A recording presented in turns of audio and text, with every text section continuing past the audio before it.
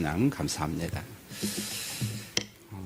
이제 장로회 총회가 오늘 개최가 되었는데 한 회기 마치고 또 다른 새 회기를 준비하신 우리 장로님들 진심으로 축하드리고 저희 교회에 오신 것을 진심으로 감사드립니다.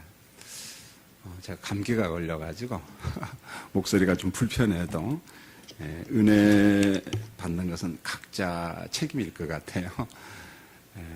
오늘 말씀은 제가 14절로 16절 중심으로 설교를 하려고 합니다. 앞부분은 그냥 생략해버리고요. 본문은 이사야 9장 1절 2절에 예언된 그 예언의 성취로서 한 번 더 그 인용하는 그런 말씀입니다. 이사야 9장 1절에 보면은 전에는 이런 단어가 나와요. 옛적에는 그런 시간이 나오는데 하나님께서 스불론 땅과 납달리 땅이 멸시를 당하게 했다. 이런 말이 나옵니다. 스불론과 납달리 땅. 그 다음에 여기 이제 본문 15절을 보면은 갈릴리 지방도 여기에 포함이 됩니다. 그래서 우리가 성경에 이스라엘의 지도책을 보면은 스불론, 납달리, 갈릴리는 그냥 포괄적으로 거의 다 붙어 있는 그런 지역입니다. 이스라엘의 제일 위에 있는 북부 지방이죠. 그래서 유대 지방 사람들과 예루살렘으로부터 가장 멀리 변방에 있기 때문에 사람들이 조금 멸시하고 천대했습니다. 우리로 말하면 서울에서 저 함경북도 끝에 혹은 신우주 이런 정도로 보면 될 것 같아요. 그래서 유대인들과 예루살렘 성읍에 살고 있는 사람들이 이쪽 변방 사람들을 어떻게 평가했느냐면 그저 물고기 잡는 가난뱅이들 혹은 촌놈들 그런 정도로 봤어요. 불경한 동네 사람들. 분명히 이 사람들도 이스라엘 사람들이고 혈통이 같은 사람임에도 불구하고 이방인 취급을 받은 지역이 바로 이 지역 사람들이었습니다. 자, 이스라엘 사회도 이 사람들을 이방인 취급하고 멸시와 천대를 받는 아주 서러운 동네였는데, 자, 이스라엘의 역사를 한번 잘 보면 저 북쪽에 있는 아수르 제국이 남진 정책을 하잖아요. 그러면은 밑으로 해서 애굽까지 점령을 하면은 이 아수르 제국이 침략할 때 가장 먼저 점령당한 지역이 어디냐면 바로 이 지역입니다. 자, 이 지역에 이제 아수르 제국이나 아랍 나라가 쳐들어와서 그 점령에 가는 과정 속에 어떤 일이 벌어지냐면 군인들이 오고 가면서 식량을 약탈하게 가잖아요. 자, 이뿐만 아니잖아요. 짐꾼이 필요하니까 젊은 사람들을 또 잡아가기도 하고 자연스럽게 전쟁하는 과정 속에 또 여자들이 고통을 당하는, 폭행을 당하는 그러한 일들이 있었습니다. 자, 성경은 그래서 이 지역을 두고서 어떤 그림을 그려놓느냐면은 흑암의 땅 혹은 사망의 땅, 그늘진 땅으로 묘사를 했습니다. 자, 우리 장로님들 한번 생각해 보세요. 어느 동네를 일컬어서 뭐라고 이야기하면 흑암의 땅이라는 거예요. 사망의 땅, 그리고 그늘진 땅, 이렇게 묘사할 정도면은 정말 살맛 안 나는 동네. 남들이 볼 때, 모두가 볼 때 그렇게 썩 좋은 동네가 아니라는 것이죠. 그래서 이사야 9장 1절을 보면은 이 땅을 일컬어 멸시를 받는 땅, 그냥 단정적으로 멸시받는 땅, 천한 땅, 이렇게 말합니다. 도무지 살고 싶지 아니한 땅. 여러분 한번 생각해 보세요. 우리가 만약에 이와 같은 동네에 살고 있다. 그러면 이제 본인이 선택해야 됩니다. 내가 계속 이 동네에 살 것인가, 다른 동네로 이사를 갈 것인가.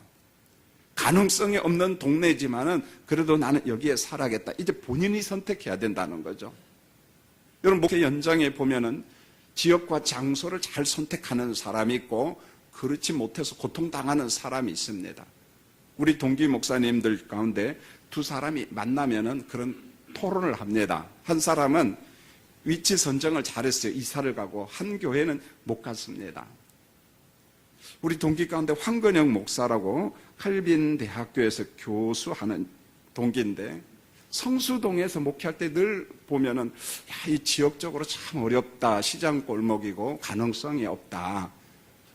그때 마치 구리 수택동에 개발을 할 때 모험을 했어요. 이사 가자. 교인들은 사실 반대했습니다. 어떤 사람은요 흉악한 모습으로 목사님 교회 이동 못합니다. 마치 왜 그 깡패 같은 사람이 와서 억압하듯이요. 그런 어려움도 있었어요. 그러나 도무지 이 동네에서는 가능성이 없겠다 싶어가지고 정리해가지고 글로 갔습니다. 드림교회라고 목회 참 잘하고 행복하게 목회합니다. 그런데 또 한 사람은 우리 합동측 총신대학원 우리 동기입니다마는 목회는 통합측에 가서 합니다. 통합측 교회였기 때문에. 그런데 이 친구는 동서울 터미널 뒤쪽에 그때만 해도 좀 사람이 있었어요. 그런데 지금 호텔 뭐 이런 게 다 들어오다 보니까 주거지역이 아닙니다. 그래 몇 번이고 교인들을 설득해가지고 별내동으로도 가보려고 하고요. 구리로 가려고도 했었고 개발될 때마다. 그런데 전부 다 그때마다 안 돼. 결국은 안 됐습니다. 물론 땅값은 비싸요. 그 지역이 보니까 평당 한 3천만 원이라고 하대 보니까. 결국은 못 갔어요. 그 둘이 만나면 선택 잘해서 드림교회는 부흥하고 우리는 소통 못 해가지고 지금도 고통당하고. 보세요. 선택은요. 장소 이동은요. 하나님의 은혜 가운데 선택해야 되지만 지혜롭게 일반 은총 영역 속에서 얼마든지 설득할 수 있다는 거예요. 오늘 제가 말하는 이 땅, 스불론과 납달리 갈릴리 지역은 어떤 지역이냐? 사람이 살기에 적절하지 않다는 거예요. 흑암의 땅, 사망의 땅, 그늘진 땅, 멸시받는 땅, 도무지 살고 싶지 않는 땅. 그런데요, 오늘 말씀해 보니까 놀라운 예고가 있습니다. 이사야 9장 1절로 2절에 보면 후에는, 자, 전에는 그랬잖아요. 근데 시간이 바뀝니다. 후에는 해변의 길과 이방의 갈릴리를 영화롭게 하시고 흑암과 사망의 그늘진 땅에 살던 사람들이 큰 빛을 보고 큰 빛이 비칠 것을 예고하고 있습니다. 후에는, 전에는 그랬지만은, 자, 그러면 큰 빛이 누군가요? 우리가 너무 잘 알잖아요. 이사야 말씀을 쭉 보면은 9장 6절로 7절에 보면은 장차 오실 메시아가 예언되어 있잖아요. 임마누엘이 예언되어 있습니다. 평강의 왕이신 메시아가 올 것을 말씀하고 있어요. 예수 그리스도가.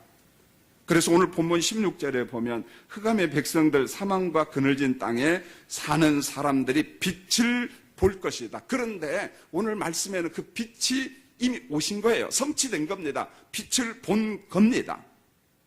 천국의 복음을 증가하신 예수님, 하나님의 나라가 이 땅에 왔음을 선포하신 예수님께서 주된 사역지가 어디입니까? 바로 여기입니다. 갈릴리 지역. 스불론, 납달리, 갈릴리 지역이었습니다. 사망의 땅에 살던 사람들이 빛이신 예수님을 보았습니다. 그 정도가 아니에요. 주님께서 사람을 불렀어요. 주님의 제자로 삼았습니다. 그 유명한 베드로가 이 지역 사람입니다. 안드레, 야고보, 요한, 갈릴리 촌놈들이거든요. 여러분 사도행전 같은 데 말씀을 보세요. 저 사람은 별 볼 일 없는 사람인데 왜 그렇게 말을 잘해? 성경은 이렇게 말합니다. 성령이 충만하여 아주 말씀에 능통한 사람들이 되었어요. 갈릴리 촌놈들이었습니다. 멸시와 천대를 받던 사람들, 어디에서요 명함을 내밀 수 없는 그런 사람들이었는데 사망의 그늘진 곳에서 사는 사람들이 빛이신 예수 그리스도를 만났습니다. 예수님을 만나고 주님의 제자가 된 다음에 그들의 삶의 환경은 전혀 다른 모습으로 바뀌었습니다. 십자가의 복음, 부활의 복음을 가지고 이스라엘을 복음화시킵니다. 주변 나라를 복음화시킵니다. 기적 같은 일이 벌어졌습니다.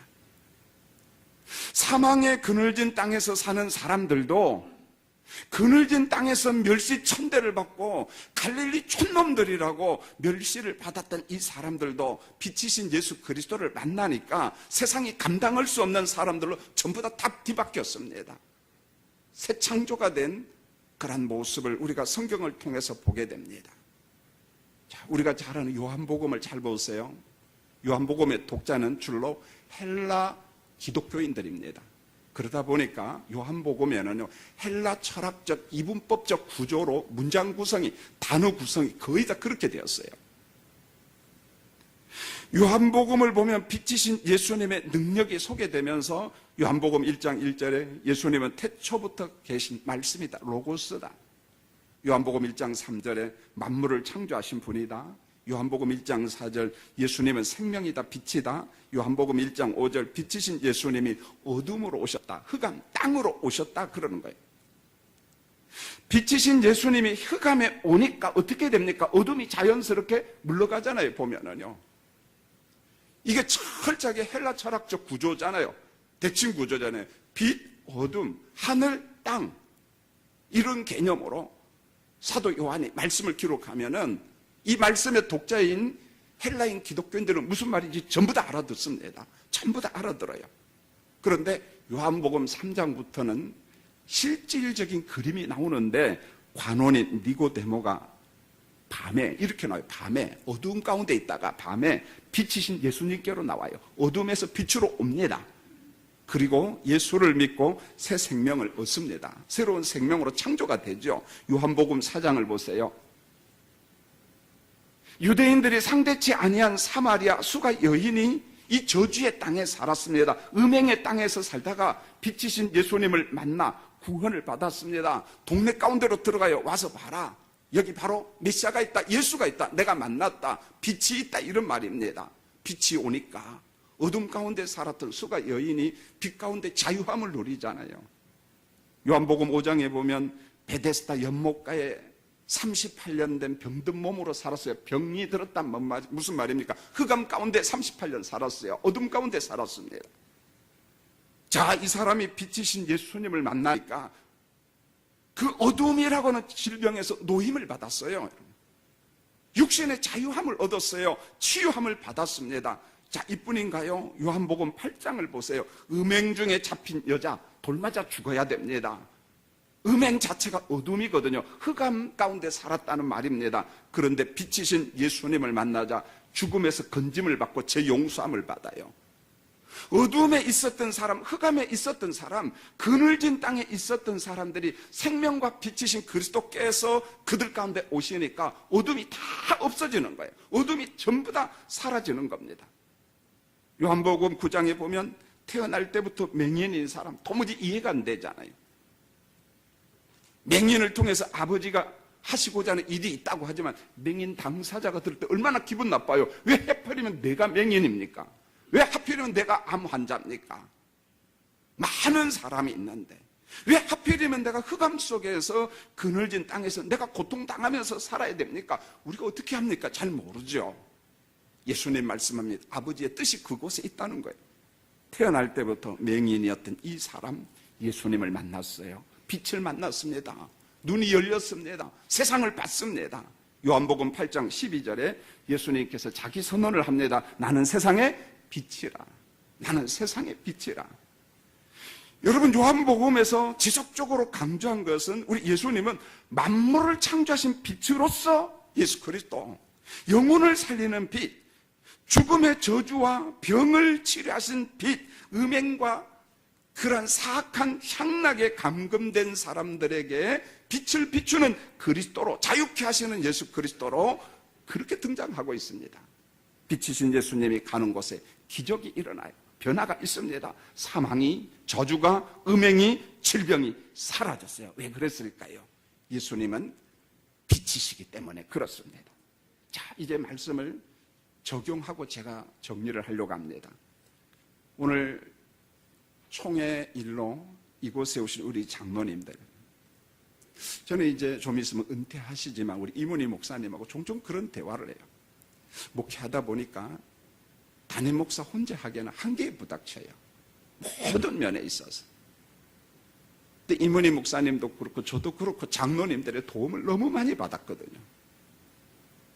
당회에서 동역자로 사역한다는 걸 우리 경험을 통해서 압니다. 그러니까 그런 대화가 되는 거예요. 소통이 되는 겁니다. 물론 그렇지 못한 교회도 있어요. 보면 경쟁 관계 속에서 어둡지요, 당회가. 그러나 우리는 그렇지 않습니다. 아주 밝습니다. 오늘 이 자리에 오신 장로님들 오해는 마십시오. 그러나 한번 우리가 고민해 봤으면 좋겠어요. 예수가 생명이요, 예수가 빛 되심을 믿습니까? 정말 믿습니까? 그러면 이제 하실 일이 있어요. 우리는 빛 대신 그리스도의 부름받은 제자들인데 부름받은 제자들로서 장로님과 우리 목회자들과 성도들이 교회 안에서 다시 한번 눈을 부릅뜨고 우리 교인들을 한번 보세요. 내일 한번 가서 보세요. 납달리와 스불론과 갈릴리 땅에서 정말 땅바닥을 기면서 인생 사는 교인들이 있다는 겁니다. 주일날이기 때문에 양복을 입고 깨끗한 옷을 입고 왔지만은, 예배드리지만은 그의 심령은 정말 땅바닥을 기는 거야. 하늘 보기도 너무 버거워. 그게 질병일 수도 있고 가난일 수도 있고 인간관계가 무너진 사람이 있을 수도 있습니다. 우리가 이제 그런 사람들을 봐야지요. 그늘진 땅에 오신 메시아의 사역이 뭡니까? 흑암의 땅에 살고 있는 사람들에게 오신 메시아의 사역이 뭡니까? 돌아가서 그분들의 손을 잡아주고, 성도님, 내가 당신의 손을 잡고 당신을 위해서 기도하겠습니다. 격려해 주시고, 여건이 허락된다면요, 정말 지갑을 열어서 서비스도 한번 하고. 우리 교회에 정말 어려운 집사님 한 분이 계십니다. 무릎 관절이 다 망가져서 걷지를 잘 못합니다. 여기에다가 신경과적인 불안 장애까지 있습니다. 울면서 그래요. 상담을 하는데 제가 물어봤어요. 집사님, 가장 가고 싶은 데가 어디? 강원도래요. 철원. 왜 거기 가고 싶죠? 자기 고향이래요. 그런데 거기 데려달 환경이 아닙니다. 제가 이야기했어요. 담당 교구 목사님하고 여전도사님하고 같이 고향에 모시고 갈 테니까 고향 친구 있습니까? 있다는 거예요. 그 다음에 그랬어요. 그럼 또 가고 싶은 데가 어디냐 물어보니까 바닷가 가고 싶다는 거야. 그러면 고향 먼저 가지 말고 강원도 가자. 강원도 갔다 왔습니다. 바닷가를. 점심도 잘 대접하라고 이야기했습니다. 제 앞에서 눈물을 흘려요. 요즘에 어떤 사람이 자기 고향 서울에 살면서 강원도 철원을 못 갑니까? 강원도 경포대 앞을 누구가 못 갑니까? 그런데 여전히 경포대 갈 수 없는 환경 속에 사는 사람이 있고요, 철원 땅에 못 가는 사람이 있다는 거예요. 교인들이 500명, 1000명, 2000명 되니까 잘 안 보여요. 그런데 그렇지가 않다는 것입니다. 오늘 성경에 보세요. 예수님 그늘진 땅 그곳에, 사망의 땅 바로 그곳에 멸시받는 그 촌놈들이 살고 있는 그 땅에 오셔서 빛으로 오셔서 그들 심령 속에 있는 어두움을 물리쳤어요. 쫓아냈어요. 자유케 하셨다는 것입니다. 사랑하는 우리 장로님들, 가장 어려운 교인 6명만 핸드폰 같은 데 메모지에다 적으세요. 자기 교회, 우리 교회, 정말 어려운 사람 기도해 주시고, 교육자들을 통해서 정보를 좀 입수해가지고 내가 이분을 섬길 게 뭔가, 혹시 자가용이 있다면 자가용에다 그분 모시고 어디 가고 싶어요? 내가 외국은 못 모시고 가지만은 수안보가 가고 싶다면 수안보도 한번 가고, 온천욕도 한번 해드리고, 밥도 한번 사드리고, 선물도 하나 하면서, 당신 옆에는 우리 교회 장로님이 계신다. 당신 옆에는 당신을 위하여 기도하는 장로님이 계시고 격려하는 사람이 있다. 그 사람 삶에 희망이 솟아날 겁니다.